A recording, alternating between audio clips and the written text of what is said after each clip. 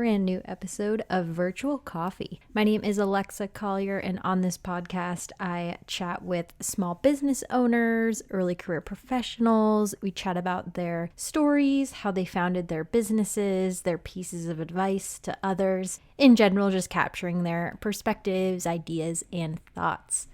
I'll also sometimes have solo episodes where it's just me chatting about a topic that's been on my mind lately. It's usually a topic that is related to careers, small businesses, early career professionals, right? Just still bringing the topic back to my audience and my main mission of this podcast, which is to accelerate those small business owners and those early career professionals. So today is one of those solo episodes.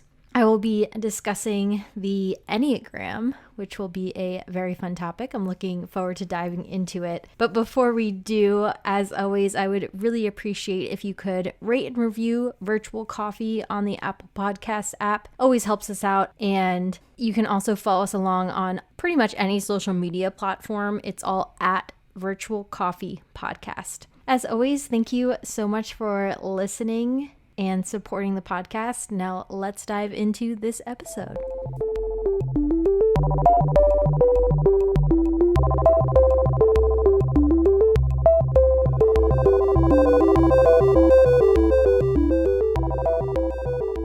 So before we dive into the topic of Enneagram, just some quick life updates. This week has been very nice. I took Monday and Tuesday off. I'm actually recording this on Tuesday and going to publish this episode later tonight. Sometimes that's how it's done. You record and publish the same day. But I took yesterday and today off really just to reset, relax. I noticed myself kind of going towards burnout. So before I got to that stage, I figured I'd take control of it, take a couple days off just to relax and come back ready to jump back into my projects. So it's been really nice just having a 4-day weekend. I am ready to go back tomorrow, but as always, it's always that like bittersweet feeling of I want to go back. I'm ready to go back to my routine, back to work, but also I wish I could have off forever. It's an internal struggle that I'm sure many of you are familiar with.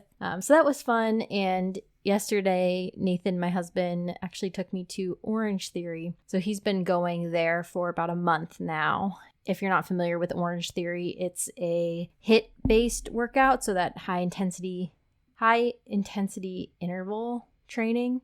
Yes, high intensity interval training HIIT workouts. And so he's been going there for a month and really likes it. And I've been doing yoga. I've always really done yoga ever since moving to Raleigh. So for about 2.5 years, but obviously took a pause when COVID was really bad. So decided just to go with him to Orange Theory, try it out since I had the day off. And I will say I was kind of against it. I like yoga. I like how it's physical and mental, but Orange Theory was really fun. It really was a very intense workout, so definitely push my body more than yoga does, I would say. So I think I'm going to swap over to Orange Theory for now and see how that goes. So that's exciting for me, kind of a routine change there, which doesn't happen often for me. But yeah, I think those are just some 2 quick life updates that have been top of mind. Yeah, so let's dive in now into Enneagram. Reason why I wanted to chat about this topic is because we've been talking about it for a little bit now at work with my coworkers who I sit next to every day. And one of them, shout out to Jeremy, is very into the Enneagram and has, brought some best practices, tips, and tricks to the team, how we can apply it to work. And it's really fun just to dive into conversations with him about it. So since he brought it up, I've been looking into my Enneagram, and yeah, like I said, we'll just kind of talk about it every once in a while, and the conversations are really interesting. I love diving into it. So if you're unfamiliar with the Enneagram, and all this information I'll be sharing, of course, is both from my mind and also from the Enneagram Institute website. That's the website I base a lot of this info off of if you want to head over there and do your own research. But the Enneagram is essentially 9 personality types. So you may have heard someone say, oh, I'm a 2, or I'm an 8 with wing 7. That is their Enneagram number or their Enneagram type. So the Enneagram is 9 personality types. You can be 1 through 9. all of them are equal. Like, it's not better to be a 9 versus a 1. They're just the different types, right? It could be, instead of numbers, it could be A, B, C, D, etc. But in this case, it's just 1 through 9. And they say you can find yourself in all 9, right? Like, I might look at a 3 and say, oh, I see myself in a 3, but I also see myself in a 4 and a 5. They say that's okay, but really, one type should be your primary. You should have a dominant type, and that is your type. So I know sometimes people really struggle with, I think I'm a 7, but I'm also a 6. Sometimes I'm a 3, and really your Enneagram should just be one number. That's what the system is. That's what this philosophy is that you have that one dominant personality type. And with that being said, you are constantly fluctuating, right? Everyone isn't the same person every single minute of every single day. So sometimes within your number, the descriptions or characteristics or traits won't apply. Sometimes they'll apply even more than they did yesterday. So it is, of course, a scale. It's a spectrum. Just because you're a certain number doesn't mean you're those traits every single day, every single hour, every single minute. And the numbers, just if you're curious, so each number is kind of assigned this name, just to summarize the number. These names fluctuate or vary depending on what website you're on, but they really all mean the same thing. Like, even if they don't use the same name for a 1, for example, I'm pretty sure the 2 words would be synonyms, right? They're very similar. So based on that Enneagram Institute website, a 1 is a reformer, 2 is a helper, 3, achiever, 4, individualist, 5, investigator, 6, loyalist, 7, enthusiast, 8, challenger, 9, peacemaker. So those are the 9 personality types. And the way you can find out your type, you can take a free quiz online. You can pay for the one. I think there's a paid one on the Enneagram Institute. I've only ever taken free ones, and I've gotten the same answer every time, and we'll dive into mine in a little bit. But I just take a free test online. Just Google it. There's plenty out there. And so besides those 9 types, you can also search. I know this is not a visual podcast, but if you search Enneagram and go to Google Images, it'll show you this diagram. It's like a circle with the numbers all around that circle and then lines between them. So they split that circle up into 3 sections. You have the instinctive, or the people who lead with their gut, feeling, or people who lead with their heart, and thinking, people who lead with their head. So the gut people, the instinctive types, are 8, 9, and 1.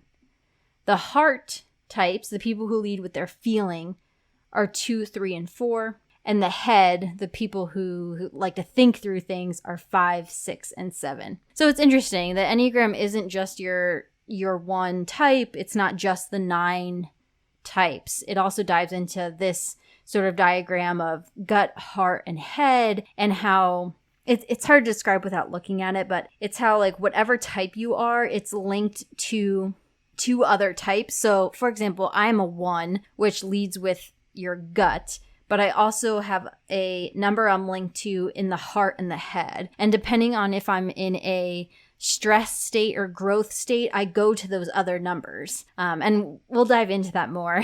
But it's interesting because it's not just the types. It's not just the 9 types. It dives way more into that. So you have your 9 types, you have those 3 things you lead with, gut, heart, or head, and then you can also have a wing. So this is kind of a mix of types, right? Because they know that you're supposed to have that one dominant type, but you also might be a little bit of another one. So your wing is usually one of the 2 types adjacent to it, would be your wing. So my wing, since I'm a 1, would either be 1 wing 9 or 1 wing 2.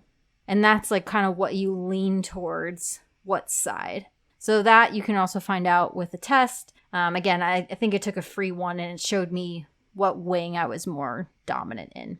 So that's a little bit about Enneagram. I know it can get kind of philosophical. it's kind of based in science, kind of not. So curious what your guys' feelings are on it. And I did do a series of polls on my Instagram, which again, we'll end this episode with that. But I really like it. I think it's cool. Granted, I don't dive super into it. It's not like I live my life by being a 1. But when reading the description, I personally think it's extremely accurate. So I wanted to dive just a little bit into the history of the Enneagram. I didn't do too much research into this, but just thought it was interesting that this guy named Oscar Ichazo, I might be pronouncing his last name wrong, but Oscar, he's the one who put the system together. And it was kind of passed between people, right? Like, I don't think he actually put the name Enneagram around it, but he is the originator of this system. And he was born in Bolivia, raised there, also raised in Peru, moved to Argentina, moved to South America, and then eventually moved to the United States. So he's kind of a world traveler. And amongst his travels, he created the Eureka School. Again, might be mispronouncing that. And he created the school in the late 1960s, early 70s. And that's really where this Enneagram system came about. And he taught his teachings, taught his philosophies to others who then took it on, evolved it, etc. And he actually, Oscar, passed away in 2020. So just recently in the United States. So kind of a newer system, right? I don't think it's something that was created back in the 1600s or earlier. But I think a lot of Oscar's learnings are based on those older philosophies. And then he was led to create this Enneagram system. So like I mentioned before, my Enneagram, I am a 1. And I've taken the quizzes several times over the years, and I always end up with 1. And I really do try to take those quizzes as, just unbiased, just answer the questions as honestly as possible. And I think that's really important when you take those quizzes. You can't answer how you think you should be or want to be or how you think others want you to be. You have to answer it 100% truthfully and just how you are in that moment. So with that, I'm a 1, always have been a 1, and it's just funny when you read the 1 description, it's just so accurate. So 1s are the rational, idealistic type. Again, this info is from that Enneagram Institute website, and they have a ton more information on that website than I'm going to read to you now. I'm just kind of giving you the summary.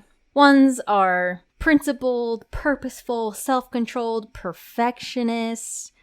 Yes, that is totally me. I am 100% perfectionist. Always have been. My grandmother used to call me Miss P, Miss Perfectionist, even when I was really little. I think I'm a 2-wing, so that makes me the advocate. I think a 1-wing 9 is the idealist, I think. But 1-wing 2 is the advocate. So that's me, I think. And, based on my Enneagram type, I want to be right. I strive to improve everything, and I want to move beyond criticism.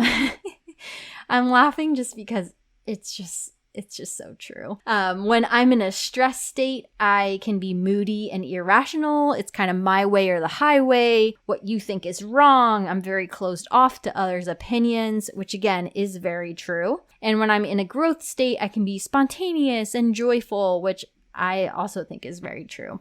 I have a strong sense of purpose. I need to justify my actions to others and to myself. So I'm constantly thinking through my actions. What's the result going to be? How are others going to perceive it? Again, very, very true. And I spend a lot of time thinking about the consequences of actions. I might persuade myself that I'm a head type, but I'm actually that gut type, right? I'm looking for that instinctive feeling, which is really interesting because when my coworker first showed me that circle, I was like, oh, of course I'm head, but I'm not. I'm actually the 1 falls into the gut. So it was funny to read that line that 1s persuade themselves that they're head types, but they're actually looking for feeling. So that got deep.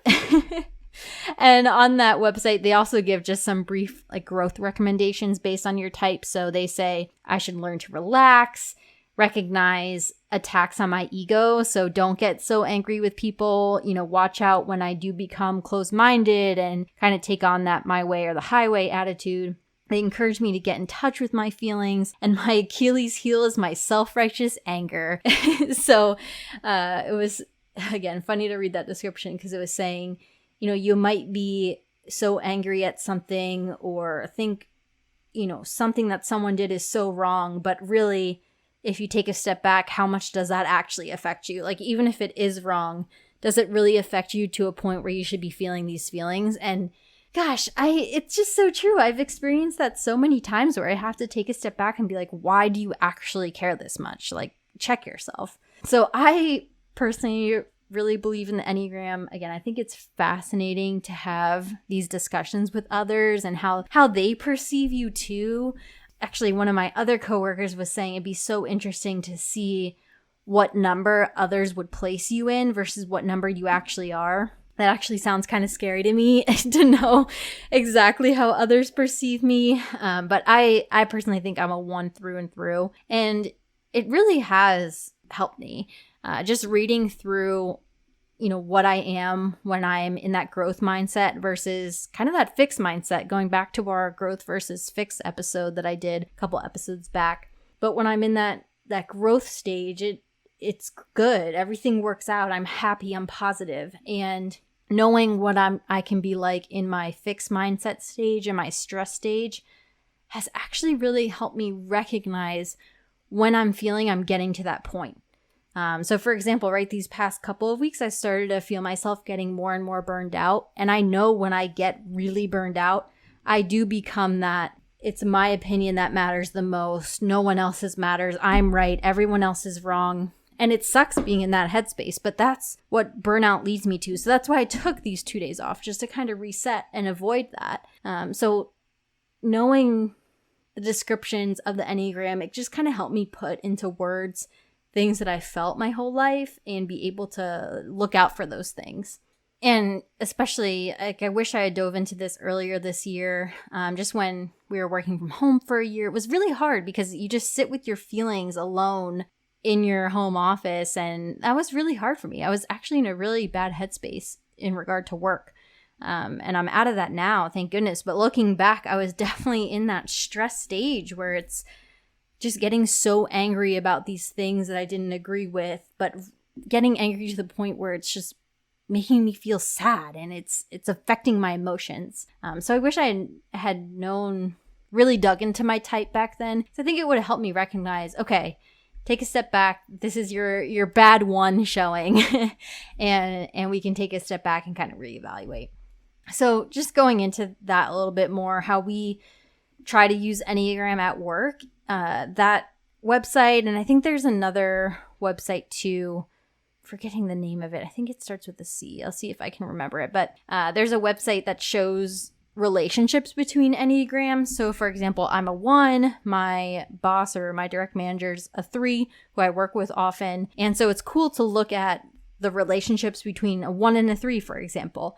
You can look at your Enneagrams together and it'll show how you work well together. And then it'll also show what to look out for, like when your relationship can become toxic or unhealthy. Some of the websites, I think most of them base it off of like a personal relationship, like friendship or romantic relationship. But if you just read it in a way that you can apply it to a working relationship, it's the same thing. You just have to read it a little differently. But I think it's really helpful when you're working on a project with someone. I am on 2 main projects right now with 2 different coworkers, and I looked at our Enneagram relationships. Again, it's helping me just to know, okay, this one project's really complex, so I need to watch out for me getting stressed and not appreciating my coworkers' opinions or differing opinions. And it's helped me look out for that. And it's reminding me to continue to be open-minded.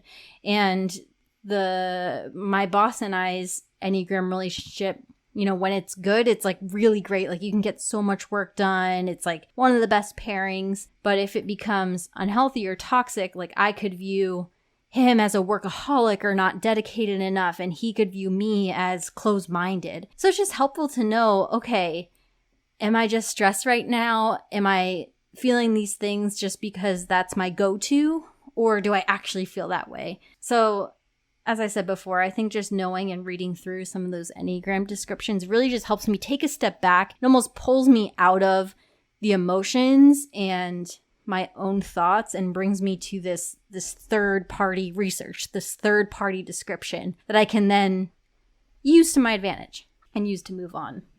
So that's how we use it at work. We're still exploring it, of course. I'm trying to get my coworker, who I mentioned, Jeremy, on the podcast so he can share his thoughts as well. Maybe this episode will convince him, hopefully, because he has some great thoughts on it. But yeah, I encourage you, to use it at your job. I think if you're a small business owner and you have a co-founder or co-owner with you, like, take a look at your Enneagrams. What is your relationship like? Or if you're hiring someone to work with you, like, what's their Enneagram? How would you work well together? How would you work not well together? I just think it's just interesting to look at. Again, it's not like only hire someone based on their Enneagram. Of course not. But just another cool extra piece of information that can kind of help you quickly learn someone a little bit better versus not having it.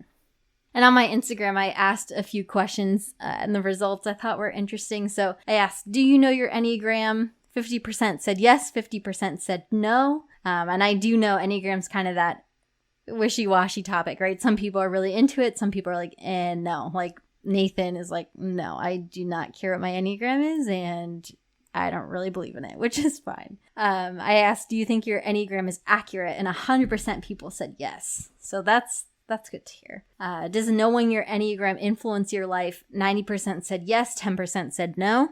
I wonder if that 10% have been convinced after listening to this how it can affect your life. Or if it doesn't, that's okay too. I said, what's your Enneagram? Like, do you have any stories around it? We, of course, had a variety of answers, like 1, 2, 7 wing 8, another 2, another 6. And someone said, I'm such a strong 6 that people laugh when I tell them, which is funny because if you do know the Enneagram types, which I really only know mine, I know what a 3 is. I need to do more research into the other types, but I really know mine. But for example, Jeremy, again, my coworker, he knows them pretty well, where he can be like, oh, I think that person's this. He can kind of guess what people are really accurately. And if you really know the Enneagrams and people tell you what number they are, you can be like, oh, I kind of understand you a little bit more than if you didn't tell me your type. So that's my spiel on Enneagrams. As always, would love to hear your thoughts in the comments. Leave a review with your thoughts on this episode. Do you believe in the Enneagram? What is your Enneagram? Are my fellow ones out there? Would love to hear from you, my ones. But yeah, explore the Enneagram a little bit if you haven't yet. See if you like it. See if it influences your life in any way. See if you can benefit from it. But as always, thank you so much for listening to this episode. I hope I kept you occupied for about 30 minutes here. And I will see you all next week. Thank you all.